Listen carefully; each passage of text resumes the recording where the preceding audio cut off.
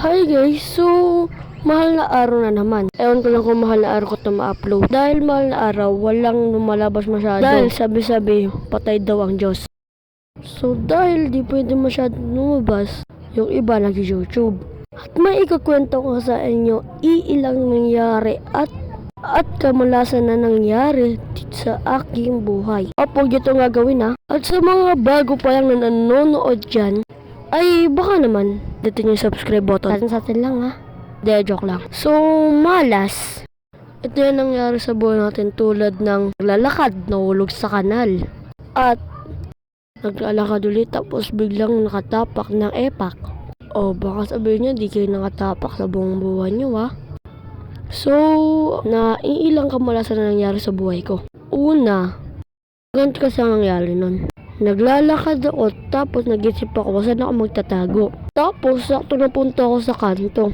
At nag-ala Spider-Man na ako. Then, nung tumangkit na ako, ay bigla namang dumulas yung pa ako at biglang nangyari na nga.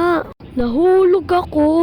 Pero, tinawanan ko lang. Kaysa naman umiyak, nakakaya naman pag umiyak pa ako eh. Sunod naman, so nangyari to nung sa swimming pool. Kayaan kasi kami noon mag-outing. Hindi ako ha, yung mama ko noon. So, ganito yan nangyari noon guys.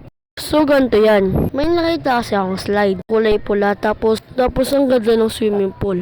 Ang di ko lang alam is 8 feet pala siya. At yun, padulas na ako. Pagkaano ko ay bigla akong di nakapa. Ang side ng swimming pool, kaya ang nangyari ay nalunod ako. Joke lang guys. Marunong naman talaga ako lumangoy. Pero nagpanik ako nun. Pero ayos lang naman kasi ako.